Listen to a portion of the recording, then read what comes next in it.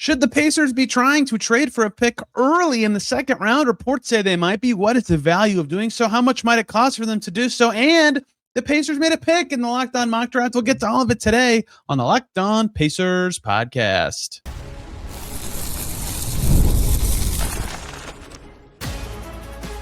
You are Locked On Pacers, your daily Indiana Pacers podcast. Part of the Locked On Podcast Network, your team every day. What's up, everybody? Happy Thursday, and welcome into another edition of the Locked On Pacers podcast, where we, of course, talk about the Indiana Pacers. As always, my name's Tony East. I cover the team for Forbes and Circle City Spin, and today we have to talk about the draft, another draft preview topic. I've covered most angles of, I think, the Pacers draft today. The last one I wanted to touch on, and we got very well-timed reporting from Jake Fisher of the Steinline. The Pacers potentially looking to add a pick early in the second round. There's a lot of layers to that I want to also add more to on Monday when we do our first rumors roundup of the offseason. But what's the point of that? Why would the Pacers want a pick early in the second round? What is the value of those picks? Why does the new CBA play a big factor? Plus, the Pacers made a pick in the Locked On draft. We'll do the history of the early second round in the CBA to kind of understand the value the Pacers might have to give up to get it. So a very, very good show coming for you today. Read Jake's work in the Steinline for more on general draft reporting on what teams might be looking to do or not do in the draft. And he touches on the Pacers potentially wanting to acquire a pick early in the second round, and one that passes the smell test for a lot of the reasons I've been talking about this offseason, their finances, their youth pipeline. And again, there's a lot of layers to this that I think are worth exploring as it pertains to other players and potential moves they could make that I will get to later. But it does certainly suggest that this is a pattern for the Pacers, right? What have they done the last 2 years in the draft? Last year, traded for pick 38, got Cam Jones. The year before, granted, they had 36 already, but made a slight move up to 35. Got Johnny Furphy, Andrew Nembhard, early second round pick in the old CBA. Ivica Zubac is an early second round pick.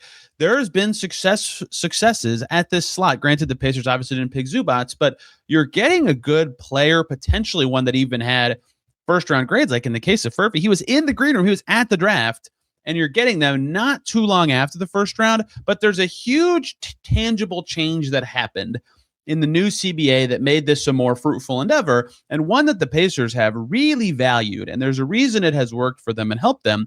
And that is, if you're a budget conscious team, this is kind of a sweet spot of the draft, not because you're getting more value, but because the contract exchange you're getting is quite helpful. What I mean by that is, before 2023, it used to be that if you made a pick in the second round and you wanted to sign that player to a standard contract, not a two-way, you had to give them money either via the mid-level exception or the room exception or some sort of salary cap exception to pay them more than the minimum, or you had to give them the minimum. That happened to quite a few players, and that's how it worked, right? Andrew Nembhard got money out of cap space because the Pacers had some that summer. He might have gotten MLE space. I can't remember. But regardless, he was paid a multi-year deal for that reason. But there were a lot of 2-year minimum deals as a result of that. And that kind of stunk for some players, and it made things awkward in the future. And so in 2023, the CBA comes out, and the NBA adds this second-round pick exception, basically designed to give teams a way to pay players up to the 1 year of experience salary, but as low as the rookie minimum. And it's like a cap hold put on your books for that player. So there's a way to sign them without using cap space or an exception, which helps the player because they can get a longer contract or one that helps them more in the future. It helps the team because they don't have to have space or use part of their MLE to sign their draft pick. It's basically a win-win for everybody. But what that did was it created more of a bridge from pick 30 into the second round, because the problem used to be if you picked at 30 specifically, the player was bound by the rookie scale. The whole first round is bound by the rookie scale. So they had a predetermined contract. You didn't have to use any exceptions. You didn't have to use any cap space. You just got them at that amount. And then at pick 31, you have to use some of your resources, an exception, cap space, whatever it may be, to sign a player that you drafted. And so there was actually a huge drop off, not huge, but there was a more tangible drop off in value, because not only is the player in theory worse because you're moving down the draft, but there also becomes trade-offs of you can't use that money to sign a veteran. You can't use that. That's basically it. You can't use that money to sign a veteran or do something else or make a trade. Whereas now teams can use their cap space or mid-level in full and bring a player in via the second round pick exception. And oh, by the way, because of how it works, it can be a 3 or 4 year deal. It's usually okay, or players have been okay with a trade-off of having a lower first-year salary in exchange for more in future seasons or a longer deal. Cam Jones is actually a good example. Last year, he was the last player, so picks 31 through 38, all got standard deals. 39, I believe it was Elijah Martin, who went to the Raptors, got a two-way. So usually the cutoff for when the two-way deals start getting picked is somewhere between 39 and early 40s, 45-ish.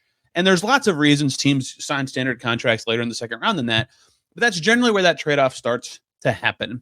And so the closer you get to the middle of the second round, the less guaranteed money goes to somebody picked with an early second round pick. So Cam Jones, if you remember, got his first year fully guaranteed at the rookie minimum, as cheap as possible. His second season is also as cheap as possible, and it's half guaranteed, and then none of the rest of his contract is guaranteed at all.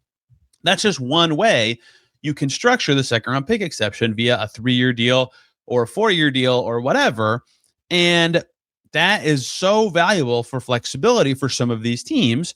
And so cut to the Pacers, who I, as we'll get to later, traded for a first-round pick. There's still benefits to a first-round pick's contract because there's the 2 team options instead of just whatever you sign them to. That's the main one, honestly. But you're also just getting a better player, duh. But the difference being now is you know what you're signing them to. You know what that deal is. And there's actually a way to do it. But the specific advantage for the Pacers in this case, as it was for Cam Jones, and I believe Johnny Furphy, I'm clicking back through my cap sheet to see what his first year salary was. No, Furphy got more in year one. Furphy got $1.8 million in the first season of his deal, which I think is more of a sign of the value of prospect he was. He got 3 guaranteed seasons. Cam Jones got less in year one than he did.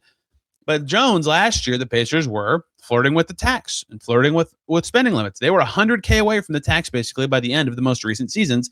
Having Cam Jones on a cheap rookie deal was very valuable for them. That's why they traded stuff in the future to get pick 38 last year. And we'll run through the value of these picks. And so, once again, here come the Pacers. They have 14 players under contract already. They're right at the tax, basically, if they do nothing else. Now, they could obviously do a lot of financial juggling with some of their cheaper players to cut their bill a little bit.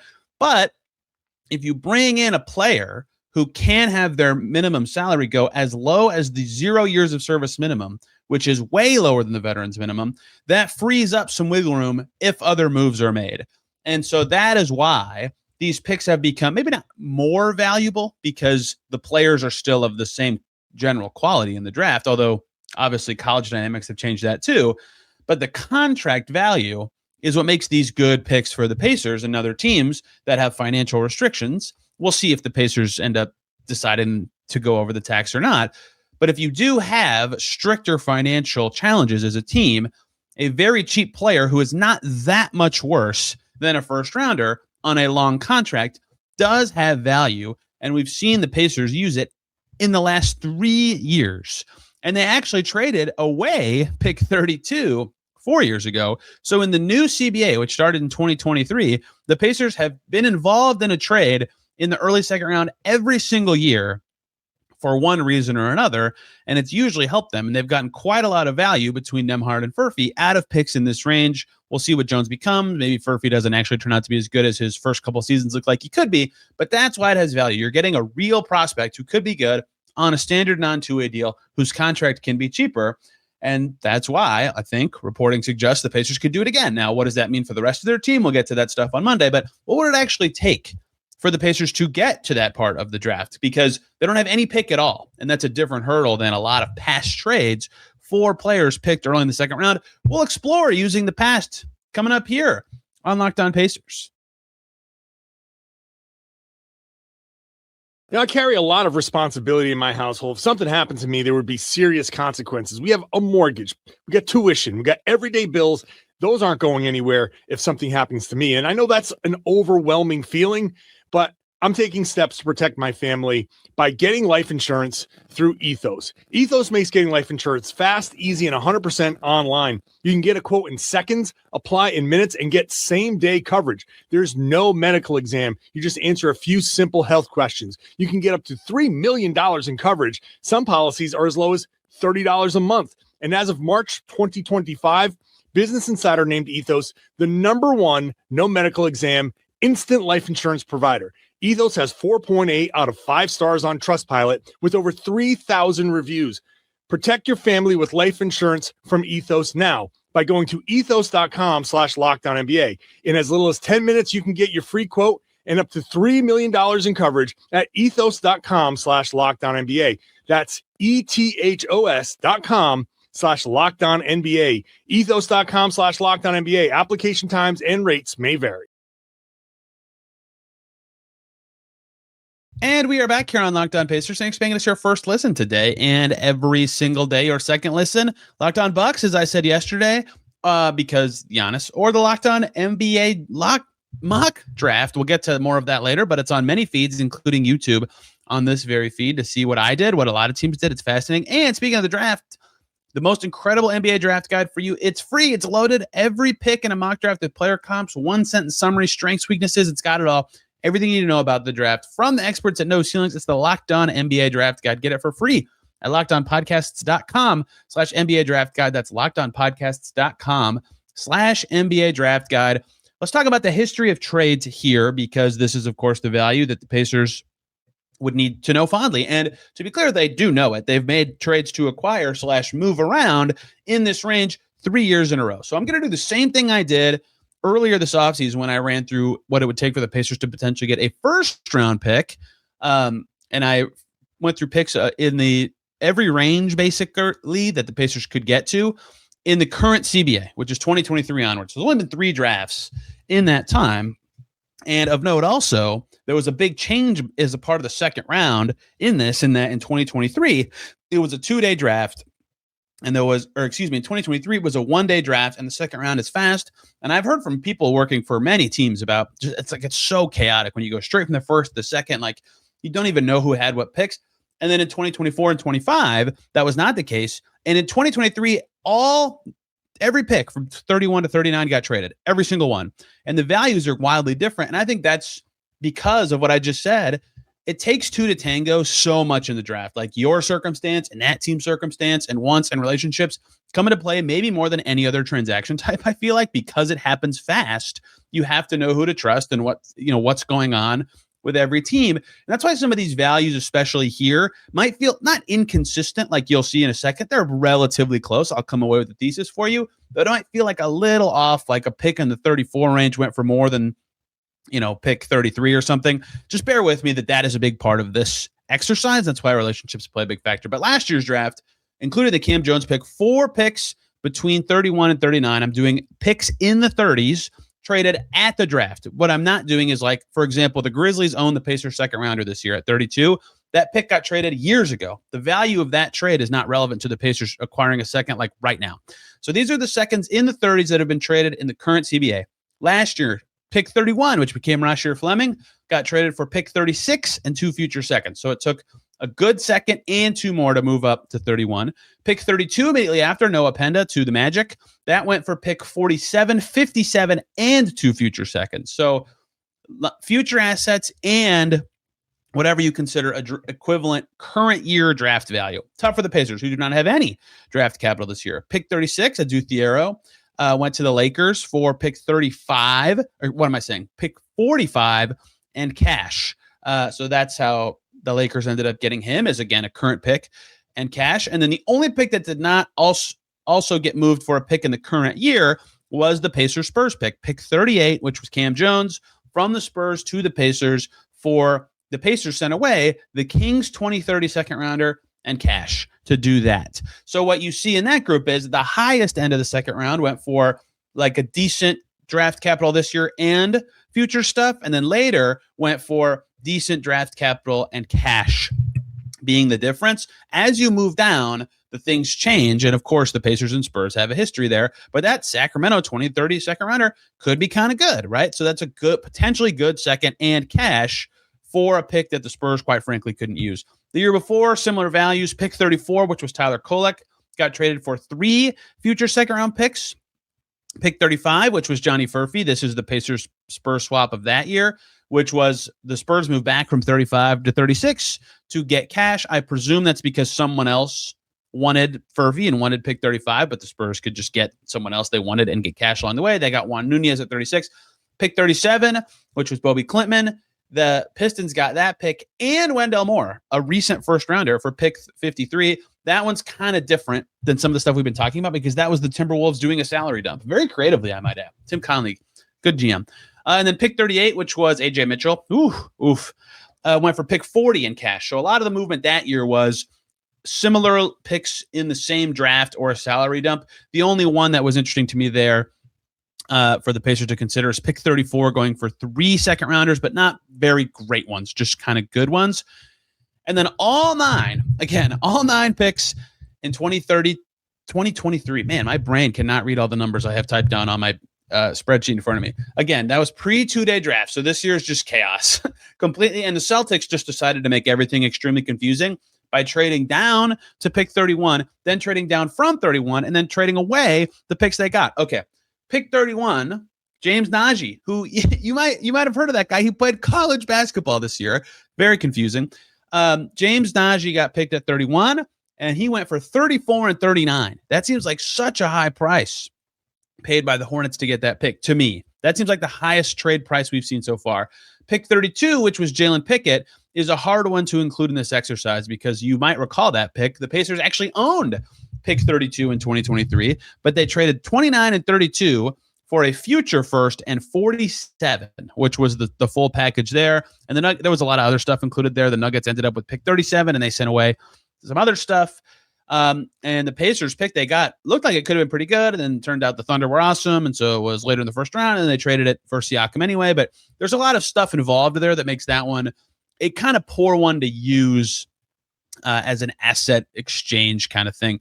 Pick 33, which was Leonard Miller, got traded for 2 future second rounders. That might seem low for pick 33, given what we just saw in 2025. But you should note that one of the picks exchanged there was a Jazz 2026 second rounder, which was projected to be pretty good at the time. And guess what? It is. It's pick 35 this year, right? So good work there by, I believe, the Bulls. Who did that? Minnesota ended up getting Leonard Miller there. So that is another thing to note is if it's projected to be a good second rounder in the future, like that Kings one the Pacers gave up, that does help a little bit with the bridging here. Pick 34 that year, which was Colby Jones going to Sacramento, got traded for pick 38 in a future second. Pick 35, which was Julian Phillips, got traded for 2 future seconds, which again feels a little low. And then you look and it's Chicago second rounders, right? Those project to be pretty good. Pick 36, Andre Jackson Jr. got traded for a 2030 second rounder and cash. That's a Bucks 2030 second, which projects to be pretty good. Pick 37, Hunter Tyson was caught up in the aforementioned asset exchange in that Pacers, Thunder, Nuggets, Lakers crazy deal. So that one's hard to use. Pick 38, which was Jordan Walsh, was that pick 34 for 38 in a second I mentioned 2 seconds ago. And pick 39, which was Mohamed Gay, went to the Hawks for a future second. As you can see, if you get late in the 30s, you start to see that like 1 second and cash or like some mediocre seconds might be enough. And if you listened to me trading in the Locked On Mock Draft, where I got a player that I'll talk about in a second, I used 3 future seconds to get to 28. And I wonder now, after doing this, if like the Pacers could use, they own the next year, 2027 second rounder from Utah. And the thing about seconds now is they're harder to predict because the first 16 picks of the second round are just the inverse order of the first 16 picks of the first round. So that's going to change a lot of the projecting when it comes to this exercise. But I would say this, it's probably, if you're projecting a team to be play-in or worse, like you have to kind of estimate that the value of that pick is going to be 38 because it's so random basically with how the ping pong balls are going to go now because it's just flipped. So if it's 38, they're probably better. So I wonder with this exercise, because what I typed down is, what does it mean? To me, if you're getting to pick 31 to 35-ish, it's probably going to take multiple future seconds of like mediocre value or 1 strong one and 1 weak one or 1 strong one and cash. And cash can certainly help in these situations. And I think cash helps the most because I didn't go through this, but I should have. If you'll recall, last week, I did a show where I tried to identify the teams that I felt like were good fits for the Pacers to trade with in the draft because they have too full of a roster, because they have too many picks or whatever it is. And that was the Spurs, the Grizzlies, the Nets, the Clippers, and the Thunder, if you'll recall. And guess what? A lot of those teams have picks in the 30s this year. But the thing that matters there is if you are just getting rid of a pick for not a pick this year, cash is more helpful, I think, to grease those kind of trades. So to me, what I wonder is if the Pacers' offer would be Utah's 2027 second rounder and cash to get a pick between 31 and 38. That's what I would wonder or think the Pacers would try to do with their current assets to get a pick in the 30s. We'll see if that comes to pass. We're less than a week away from the draft, and I'll talk even more about this Jake Fisher thing next week because I think the layers to it are very revealing. Let's talk about the Locked On Mock Draft because I got picked 28 in that, and now you can know I picked Christian Anderson of Texas Tech. Why did I pick him? Why did this happen? Let's talk about that to close out today's Locked On Pacers. But first, everybody, got to talk to you about two great groups of people. First up, it's 5 Hour Energy. There are certain flavors that instantly feel like summer, and for a lot of people, those classic red, white, and blue freezer pops are right at the top of the list. Sweet cherry, lime, blue raspberry. It's just one of those nostalgic summer flavors that everybody recognizes. And now 5 Hour Energy is bringing that flavor combo into the new Firework Freeze 5 Hour Energy shot, blending sweet cherry, zesty lime, electric blue raspberry into one refreshing shot inspired by those iconic summer freeze pops. You remember playing outside growing up? It's hot. You're sweating with your friends. You're playing some sports outside. All of a sudden, boom, you're taken back to those summer break days, riding your bikes, doing whatever, and you grab a freezer pop before fireworks or a barbecue or whatever you guys were doing. There's nostalgia in that flavor. Getting through the chaos of a day. Ignite your taste buds now in adulthood with the flavor of summer. Get a Firework Freeze 5 Hour Energy shot today. For more information, visit 5hourEnergy.com. Let me also very quickly talk to you guys about Quo. Missed calls and slow follow-ups can cost businesses more money than they realize. Every unanswered call, forgotten text, or delayed response could mean a missed opportunity, a lost customer, or revenue left on the table. That is why today's episode is brought to you by Quo, spelled Quo, the business communication system built so you never miss a call. Quo brings your team's calls, text, and customer communications together in one place, helping businesses stay organized, responsive, and connected. Quo simplifies communication for an entire team. Instead of juggling multiple phones, inboxes, and message threads, everyone stays on the same page and focuses on serving customers. Can be so frustrating when a business just won't reply or will not follow up or it takes forever. Those businesses just miss opportunities. They're leaving money on the table. Communication can break down because information is stuck with one person instead of your full team. Quo helps with that. You've got to make sure everybody can manage all the conversations and projects and responsibilities. Quo is there for you. Money is on the line. Always say hello with Quo. Try Quo for free. Plus, get 20% of your first 6 months when you go to quo.com/LockedOnNBA. That's QUO.com/LockedOnNBA. We are back here on Locked On Pacers. Thanks for making this your first listen today and every single day. Your second listen, Locked On Pelicans. If you're interested in what Jake Madison has to say about Trey Murphy, who is connected to the Pacers, that will also be of note for next Monday's Rumor Roundup show as it pertains to the Pacers off season. Still have yet to get a good explanation on why the Pelicans would just trade him for a pick package when they have other good players in their team and probably want to be good. I need people to explain that to me. Anyway, okay.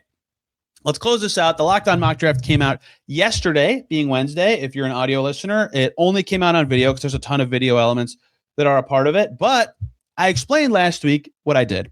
I traded the Utah Jazz 2027 second rounder the Pacers have, the Pacers/Suns best of 2028 second rounder, and the Wizards Pacers best of 2029 second rounder to get pick 28. Took 2 trades to do it, but I stacked them together, and I got pick 28 from the Minnesota Timberwolves for that package. Because I wanted to see if I could get a first rounder and what it would take. 2, I wanted to kind of explore the value of seconds in this exercise. And 3, see what teams would be amenable to such things.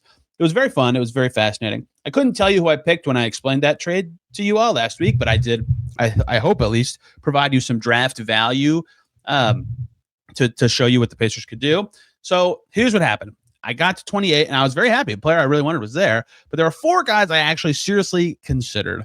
Kareem Lopez from New Zealand, who is very young and is like considered a high potential guy. I haven't watched him play much, but that's the perception. Some mock drafts I've seen have him in the lottery. Koa Pete from Arizona was still on the board. That one was at least interesting. I thought about it. I talked about 4s yesterday. It was a little different. Henry, I've heard and watched him play, and that some announcers say Vasar, some say Visar, whatever. He was on the board, but Christian Anderson was who I went with in the end, and here's why. He can shoot, he can somewhat initiate plays, and those things together give him, to me, an obvious role if either of those things translate into the NBA. Now, granted, I only watched him play when I was scouting Devonta and Peterson, more so Devonta, because I watched the Texas Tech BYU game in full. So I wouldn't say I have a perfect picture of him, but I understand what he is. I think he's talented. And quite frankly, last year, if you remember, we did the mock draft before the Pacers traded where they're picked. I picked Jace Richardson, right? Because I think the Pacers at some point are trying to get a point guard who could play if McConnell ever becomes less reliable in age. So I was happy Anderson was there. I don't want to spend too much time describing a fictional pick since the Pacers don't have pick 28 at the moment, but I will shoot you over to the 3 or 4 minutes that we did on the mock draft where I explained the pick. One of our draft experts talks about Anderson, and spoiler, he loves him. And the Locked On Texas Tech host closes it out by telling you even more about Christian Anderson, because of course he would know better than me. So let's just play that segment here. We've got a trade, another trade on the, and we've got a second trade. We're going to combine these two trades, and essentially this is what's going to happen. The Indiana Pacers are getting the 28th pick in this draft. The Brooklyn Nets are getting the 29th pick in this draft, and the Cleveland Cavaliers are getting 4 second-round picks, essentially. The 2027 via Utah, 2028 most favorable of Indiana and Phoenix, 2028 second round from Atlanta, and the 2030 least favorable of Brooklyn, the Lakers, and the Celtics.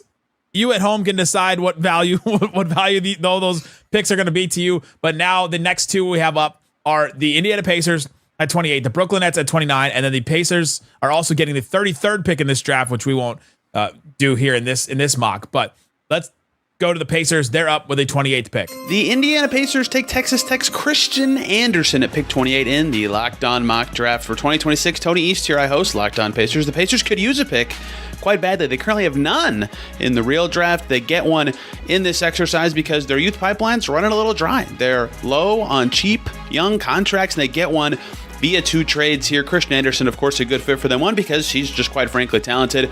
Shot it very well in his 2 collegiate seasons on volume this last season at Texas Tech. That, of course, is a skill that he and everybody will hope translates. Also, just a decent offensive threat in many other ways. With the passing, his creation, his setup in general. Certainly work to do as a general player, but that shooting, if it translates, makes him a very attractive prospect. And the Pacers could use any position of youth, really, but a point guard specifically as TJ McConnell starts to age. He turns 35 this coming season. Perhaps a spot where they'll need someone in the future. Pacers happy to get a first rounder in the door. We'll have more on this on Locked On Pacers. Nathan Grubel, I've done a few shows with you. I've followed your work.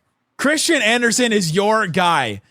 This has got to be a home run. This is maybe the best pick of the draft in your eyes. He's not going this low. I can promise you that. This is a player who I valued this entire year. He's, in my opinion, the best shooter in this draft, arguably the best pick and roll playmaker in this draft. There's some people who have some concerns about his rim pressure and his turnover rate, but what I would say about Christian is every single thing that I want a guard to do, he can do it at an incredibly high level. This kid has potential star written all over him. This is a home run pick for the Indiana Pacers. I've been very positive during this mock draft exercise. How dare some of these other people let Christian Anderson fall this far in the draft? How dare them? Well, you want to start calling out names? You want to go through different, like are we going back to the Pistons? Pistons needed a shooter. No, this is a general. This is to everyone. This ain't just one or two GMs in particular. This is everyone. You do not let talent like this fall this far in the draft. Unload the clip at all of them, Nathan. Christian Anderson, point guard. I think floor general, high IQ. This is what we saw develop in Lubbock, Texas over the last couple of years. Phenomenal shooter. I think there's some argument to be made. Could he get to the rim enough? Could he break down defenders off the ball enough? But as far as leadership, IQ, being able to use angles and leverage and just make the right play that was needed at the time, hit a big shot, all there. Plays the pick and roll as good as anybody at Texas Tech that I had ever seen. He will be a very good pro because his brain is advanced enough to understand the way the game is played. He sees it before things happen. Anyway, so what the next level is getting is just a phenomenal floor leader. And that is the Locked On mock draft for 2026, the Pacers edition. I hope you guys enjoyed me doing stuff and providing a way to shed some light on content, even when the Pacers don't have a pick this year. Tomorrow, we'll close out the free agency preview series, talking about Pacers centers who could be available or of note this offseason. Next Monday, we'll do a rumor roundup. Right now, there's only 2, and I mentioned one. Actually, I mentioned both in this episode today. And then next Tuesday is the draft. So plenty of offseason things to talk about coming right around the corner for the Pacers. You can find me on social media at Tony R. Reese and this podcast at Locked On Pacers. Back tomorrow talking more Pacers. Till then, everybody have a wonderful day.